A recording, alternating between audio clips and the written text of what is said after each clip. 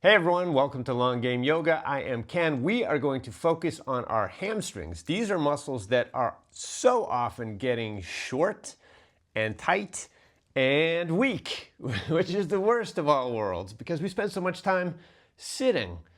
So this is a flow that if you've been sitting all day at your desk, at your job, driving all day, this will get into those hamstrings. It's also a really good one if if you're a runner, a cyclist, you're going to get tight hamstrings too.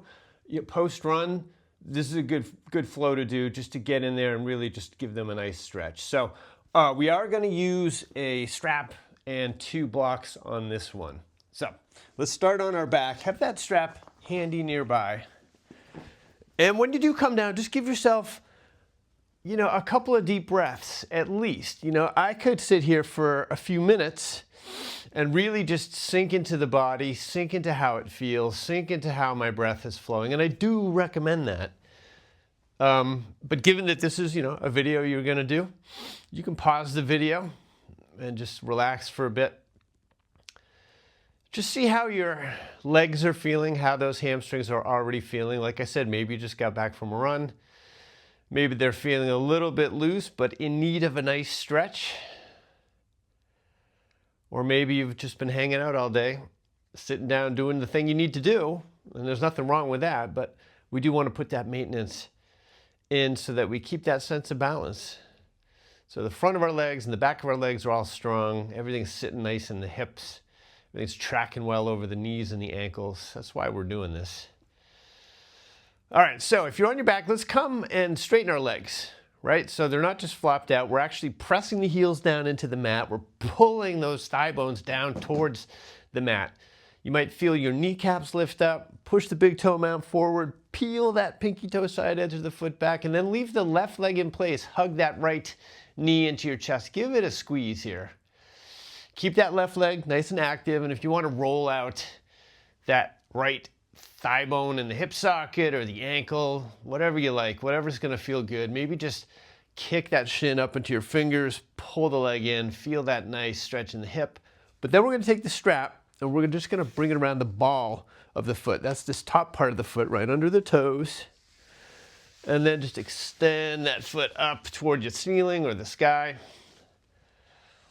And then for a moment, just let the leg drop forward. And when I drop it forward, I can really get it straight. That's what I'm after. So then pull that leg up. And you want to feel the stretch here. So if you can go a little further, go a little further. But don't go so far that you're feeling any real sharp pain.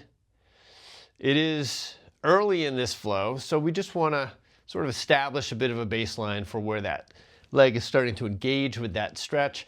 And right now, I feel it all the way up the back of the leg. I feel a little bit in the calf, but primarily here in these hamstrings, and that's, of course, what we want. Don't let the right hip hike up a little bit.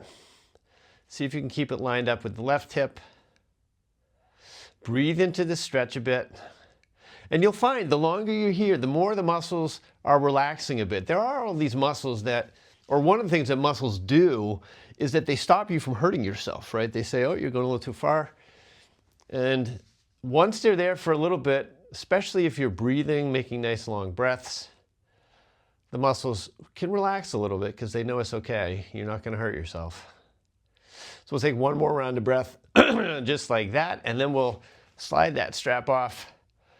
And then slowly lower the leg.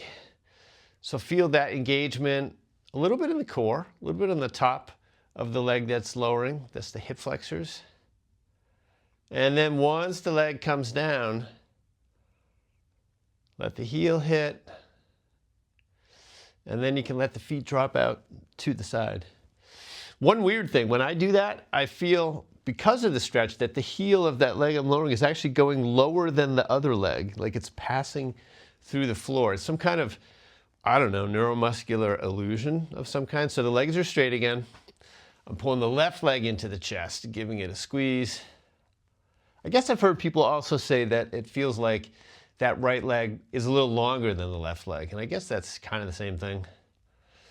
But it just shows that, we do these stretches, we do these poses, and we hold them, and something is happening. So we'll take the strap around the ball of the left foot this time. Remember, keep that left or the right leg checked in. It's still working. And then ease your way into this stretch. So again, it can be helpful to let that leg drop down a bit, sort of angle down. Pull the quad muscles to the bone. That way you know the leg is nice and straight. And then you can start to bring it back up. You might feel a little engagement if you tighten your core muscles, that deep, deep belly. You might be able to pull the leg a little closer to the wall behind you. The psoas muscle is in there, and that's one of the things that can pull that leg forward. Press the foot up into that strap. You'll find that engagement makes that stretch on the hamstrings feel a little more intense. So that's what we want. Little tip, if your hands are getting tired on the straps, you can always wrap the strap around your hand and then just kind of let the weight of the hand sit there, holding it in place. We'll take one more round of breath. Awesome. And then just get rid of that strap. You can put it off to the side. And then again, slowly, with control, lower that left leg. Keep pressing that right heel into the mat as you lower the leg. Let it come all the way down. The slower you do this, the better it is.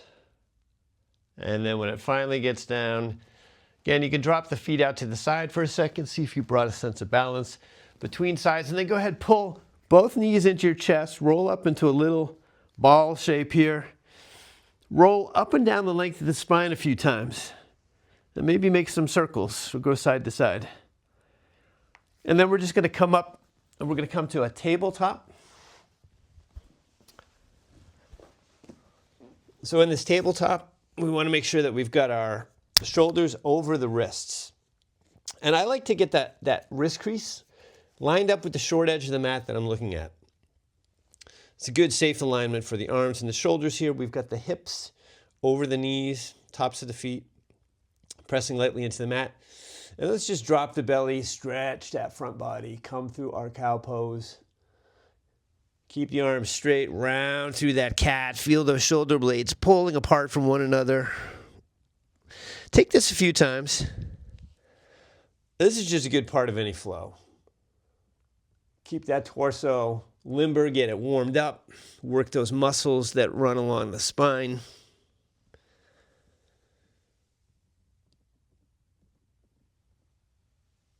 We'll take another round or two.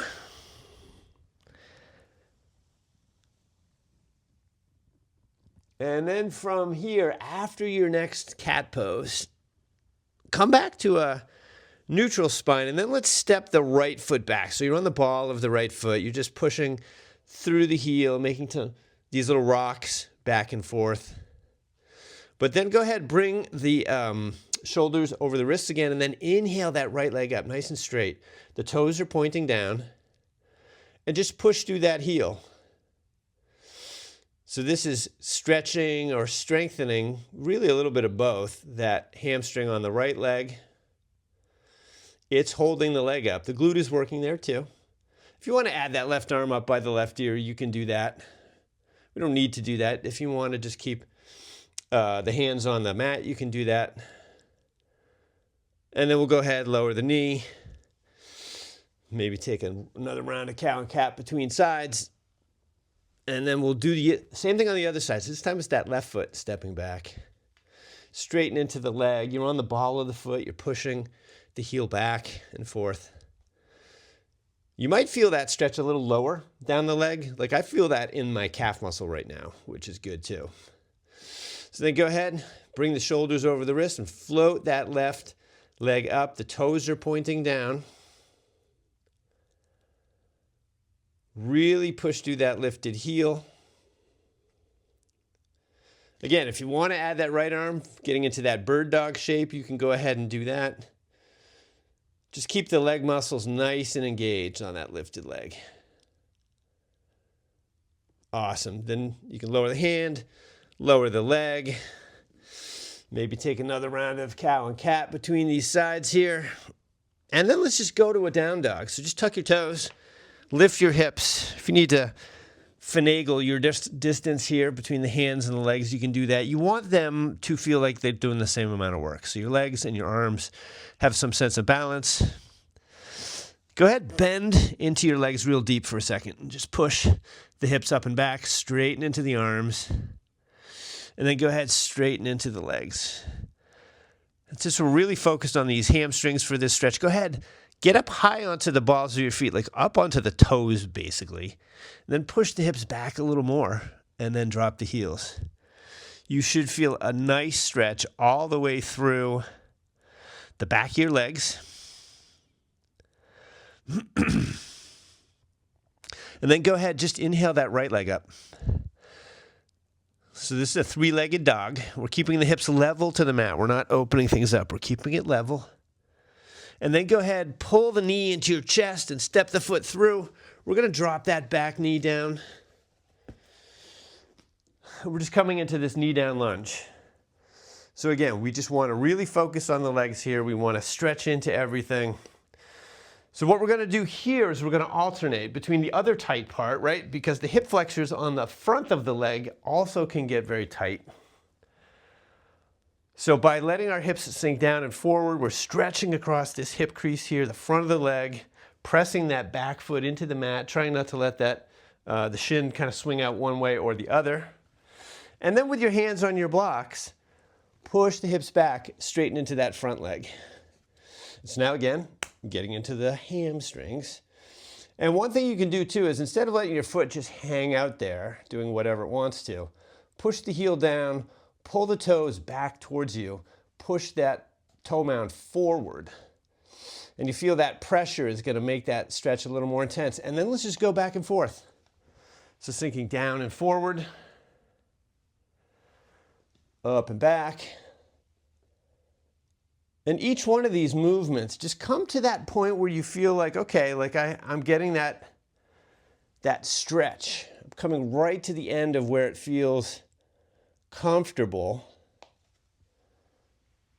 If you've got knee problems too, you can always pad up underneath the knee that's down on the mat. Like this mat is pretty good, and I am on a carpet here, so it makes it pretty easy.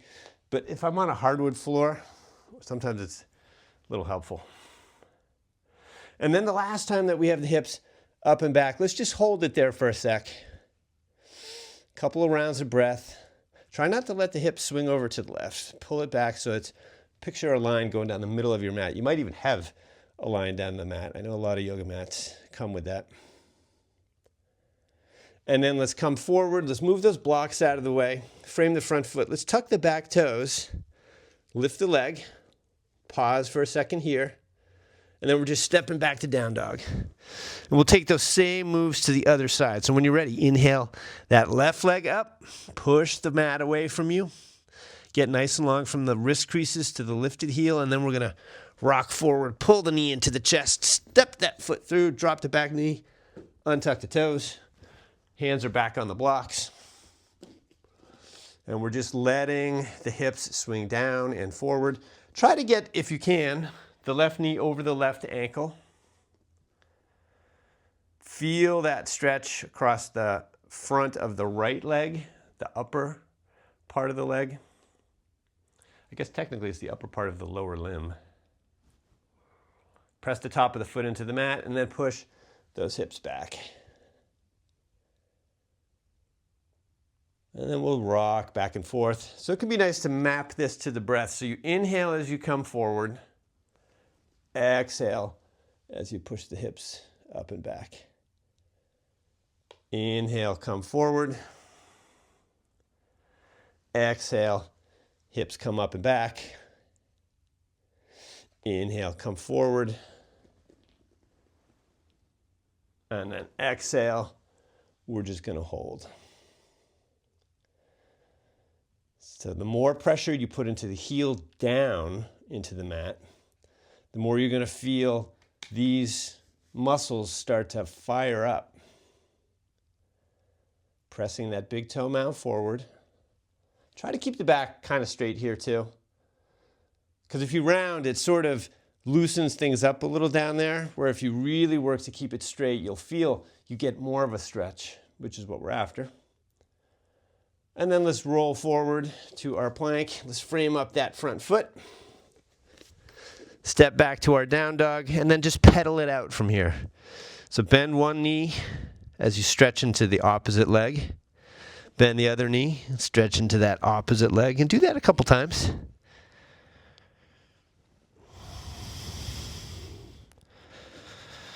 And then we'll settle back in our down dog.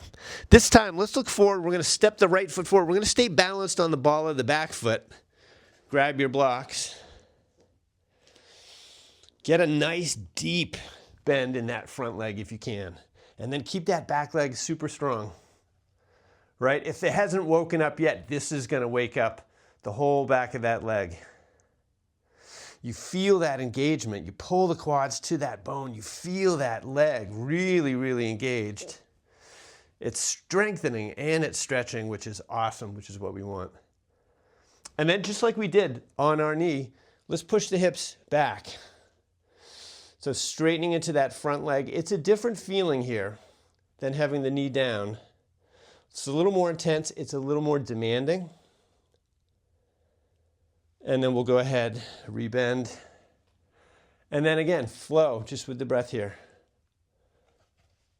Yeah, we just want to take this short little flow to get into the hamstrings.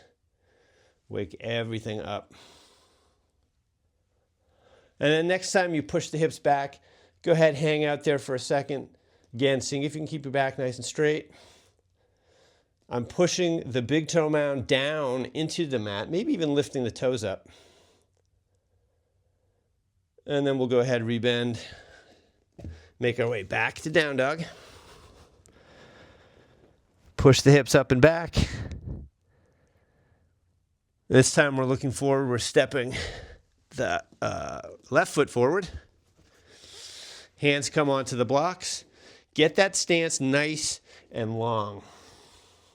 That's what the blocks are here to help for. I mean, you can float your hands up if you want to. It's going to be more work. It's going to get more into the quads on that front leg. So if that's what you need right now, go ahead and do that. That's awesome. You can have your hands at heart center if you'd like, hands at the hips. But push through that back heel and then push the hips back.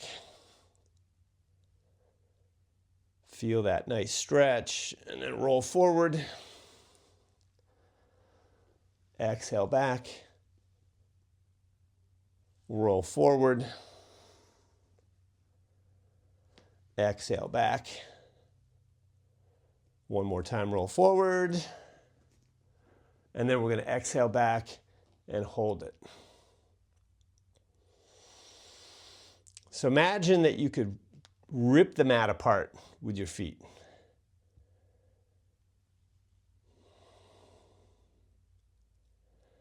Everything should feel nice and strong.